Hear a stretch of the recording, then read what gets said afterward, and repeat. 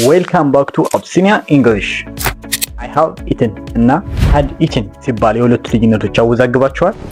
ከዚህ የትንሽ ደቂቃ ቪዲዮ በኋላ ግን በሁለት ግራመሮች ብቻ ምን ያክል ቀላል አገላለጾች መሆናቸውን ታያላችሁ። በደንብ እንደገባችሁ ለማወቅ ደግሞ ሶስት አወዛጋቢ ጥያቄዎችን እንሰጣችኋለሁ። አብራችሁን ቆዩ። ሌትስ ጌት ስታርትድ። በመጀመሪያ ሃዝ ወይም ሃቭ ብለን ቨርብ ስሪ በስም አጠራሩ ፕሬዘንት ፐርፌክት ቴንስ ተብሎ ይጠራል። ስሙ ፋንሲ ነገር ይመስላል፣ ግን ስሙን ያሳስባችሁ። ይህንን ቴንስ በዋናነት የምንጠቀመው ለሁለት ምክንያቶች ነው። ሪዝን ዋን ፓስት አክሽን ዊዝ ሪዛልት ነው፣ ያለፈ ድርጊት ነው፣ ግን አሁን ላይ ውጤት ካለው። ለምሳሌ አይ ሃቭ ሎስት ማይ ኪስ፣ ቁልፎቼ ጠፍተውኛል። ይህ ምንድነው? ቁልፌ የጠፋው ባለፈ ጊዜ ሆኖ ነገር ግን አሁን ላይ ቁልፎቼ ስለጠፉ በሬን መክፈት አልቻልኩም ማለት ነው። ሪዛልቱ ወይም ውጤቱ አሁን ላይ እየተንጸባረቀ ነው። ሺ ሃዝ ፊኒሽድ ሀር ሆምወርክ፣ የቤት ስራዋን ጨርሳለች። መቼ ነው የቤት ስራዋን የጨረሰች? ባለፈ ጊዜ። ነገር ግን አሁን ላይ ያለው ውጤት ወይም ሪዛልት ምንድነው? እንደ ልቧ መንቀሳቀስ ትችላለች ማለት ነው። ስለዚህ ሃዝ ኦር ሃቭ ብለን ቨርብ ስሪ የምንጠቀመው ድርጊት ያለፈ ሆኖ አሁን ላይም ውጤት እንዳለው ለማመልከት እንጠቀመዋለን። ሪዝን ቱ ላይፍ ኤክስፒሪየንስ፣ ኤቨር እና ኔቨር ላይም እንጠቀመዋለን። ኤቨር ክህሎታችን ወይም ልምዳችንን ለማሳየት። ኤቨር አውቃለሁ ነው፣ በህይወቴ አውቃለሁ ለማለት ነው። ኔቨር ደግሞ በህይወቴ ይህን ነገር ተደርጎ አያውቅም። በእንደዚህ አይነት ሴንስ ነው እዚህ ጋር የምንጠቀማቸው። ለምሳሌ have never been to Paris፣ በህይወት ዘመን እስካሁን አሳ ድረስ ፓሪስ ሂጄ አላውቅም። ኤክስፒሪየንስ ወይም ልምድ የለኝም ማለት ነው።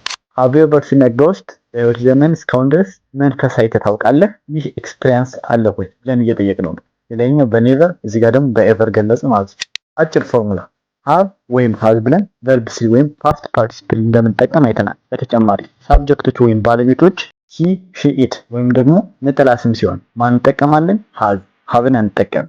አይ ዩ ዊ ዘይ ከሆነስ ወይም ደግሞ ፕሉራል ስም ከሆነ ሃቭን እንጠቀማለን። ይችን ካወቃችሁ በቂ ነው።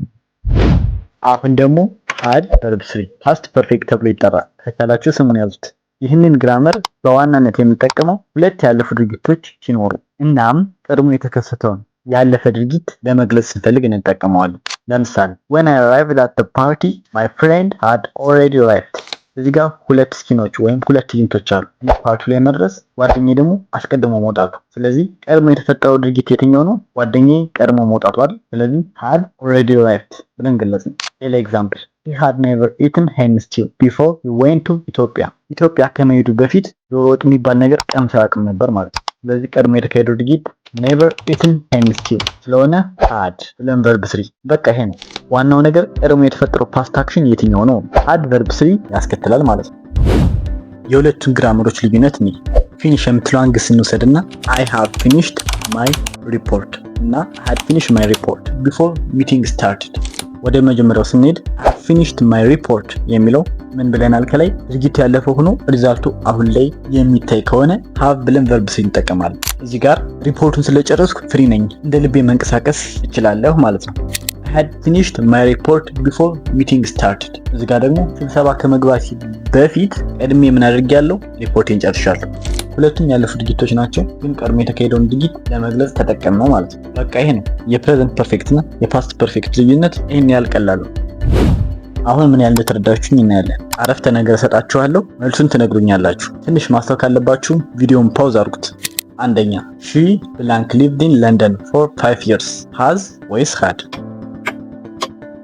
has።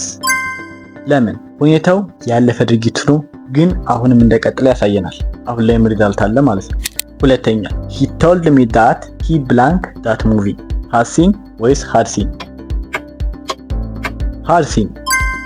እዚህ ጋር ደግሞ ሁለት ድርጊቶች አሉ፣ ፊልሙን ማየቱ እና ስለዛ መናገሩ።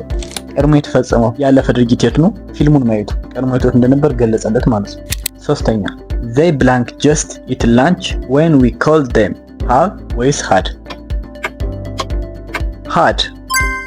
መጀመሪያ ምሳቸውን በሉ፣ ከዛ ጠሯቸው። great job and that's it። እነዚህ ቴንሶች ይህን ያልቀላል ናቸው፣ ሊያስፈሯቸው ይገባል። ቪዲዮ ጠቃሚ ከነበረ ሌሎችን ማስተማር ቪዲዮዎች በቶሎ እንዲደርሳችሁ ፕሊዝ ሰብስክራይብ and ላይክ አድርጉ። የዛሬውን ትምህርት በደንብ እንድታስታውሱት የራሳችሁን ሴንቴንስ ፈጥራችሁ ኮሜንት አድርጉልኝ፣ አየዋለሁ። thanks for watching. I'll see you in the next one. Bye.